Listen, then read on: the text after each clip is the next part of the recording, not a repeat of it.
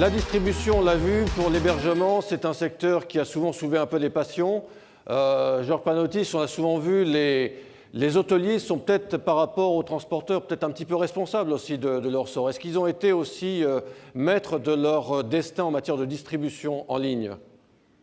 Alors moi, oui, alors je pense qu'effectivement, les hôteliers, depuis très très longtemps, ils ont négligé la technologie.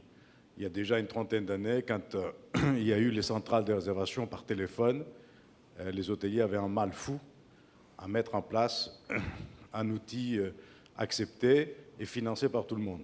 Accéder de travailler ensemble, comme l'ont fait les compagnies aériennes. Ouais. Parce que c'était un coût, et ces coûts-là, ils n'étaient pas du tout intégrés dans la gestion de l'hôtelier, et par conséquent, ils avaient du mal à l'intégrer.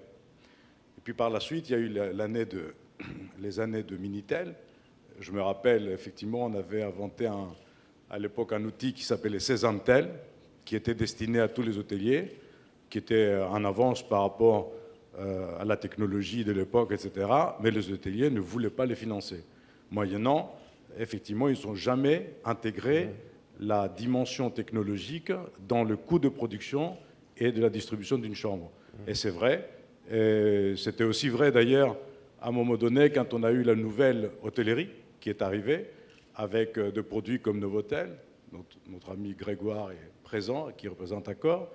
À cette époque-là, l'hôtelier disait « Je ne donnerai pas une commission à une agence de voyage parce que les clients, il doit s'estimer heureux que je lui donne une place dans mon hôtel, puisque mon hôtel a un rapport qualité-prix tel que ça ne nécessite pas de donner une marge supplémentaire au réseau de la distribution. » Donc c'est vrai qu'il y a un vrai conflit qui date depuis très longtemps entre l'hôtellerie, la distribution et la technologie. Alors ils ont un petit peu ouvert la porte à ces distributeurs en ligne. Est-ce que néanmoins ces distributeurs en ligne apportent quelque chose? On parlait de valeur ajoutée. Est-ce que leur apport se justifie et dans quelles conditions? Alors, il y a d'abord, en fait, quand on a commencé dans ce métier de l'hôtellerie, il y avait un homme très, très connu, très illustre, qui disait que le succès de l'hôtellerie, c'est location, location, location. C'est vrai que cette époque-là a été évoluée. Après, il y a une nouvelle époque qui est apparue, qui était location, location, et puis segmentation.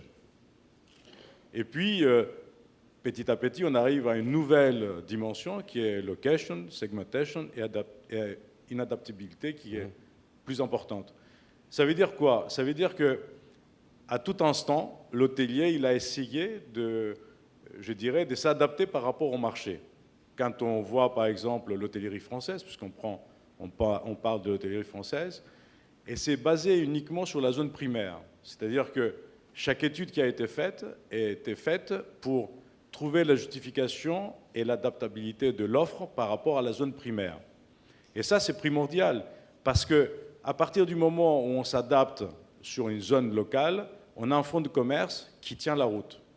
Par contre, si on veut créer, comme ça a été fait dans les stations de tourisme ou dans le marché anglo-saxon, de produits de grande taille, avec des capacités de 500, 1000 chambres, là, le marketing, les yields et les digitales jouent un rôle important. Ça ne veut pas dire que pour les petits hôtels, ça ne joue pas un rôle important, mais ça nous laisse quand même la possibilité de beaucoup mieux segmenter et beaucoup mieux répondre à cette technologie qui aujourd'hui semble convaincre tout le monde que l'avenir sera digital ou ne sera pas. Moi, personnellement, je ne le crois pas, mais je travaillerai avec les digitales avec envie, sans pour autant donner toute la créativité sur ça. En gros, qu'est-ce qu'on reproche finalement aux distributeurs en ligne? D'avoir un peu abusé de leur position dominante dans certains endroits? Est-ce qu'ils ont un petit peu modifié les règles du jeu en cours de route? Oui, je pense qu'aujourd'hui, en fait, les OTA sont arrivés gentiment dans le circuit, à un moment difficile où l'hôtelier ne voyait pas, avec la crise, tout ce qui pouvait par la suite arriver sur son système, sa gestion de stock. Et donc, il a un petit peu accepté l'entrée des OTA dans son univers, sans pour autant regarder si ce fournisseur-là avait une déontologie, avait un langage qui était compréhensible, et si effectivement on construisait des rapports sur une durée, mais simplement des rapports effectivement de force. Et je crois qu'aujourd'hui, ce que l'hôtelier reproche aux OTA, ce n'est pas qu'il ne veut pas travailler avec eux, c'est qu'il n'arrive pas à maîtriser ces rapports de force qui existent entre eux et lui. Et je pense qu'à terme, il va s'adapter. Il va s'adapter parce que, comme je disais tout à l'heure, il y a la possibilité effectivement de s'émettre par rapport à la demande locale. Et là-dessus, la gestion du stock, elle est vue différemment que si on est sur un marché un peu plus global. La base du métier hôtelier, c'était cette relation de client qu'il avait un petit peu perdue en utilisant des outils. Est-ce que finalement, on doit retrouver, à travers soit des outils plus complexes, cette relation personnelle avec le client? Alors, moi, je pense qu'effectivement, comme il dit Grégoire, il n'y a pas à opposer les OTA avec les hôteliers.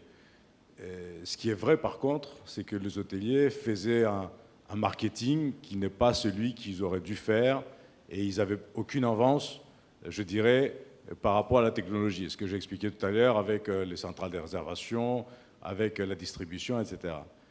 Ce qui est important, et moi je dirais pour la première fois merci aux OTA, c'est qu'ils ont fini par faire comprendre aux hôteliers que la relation avec les clients est fondamentale.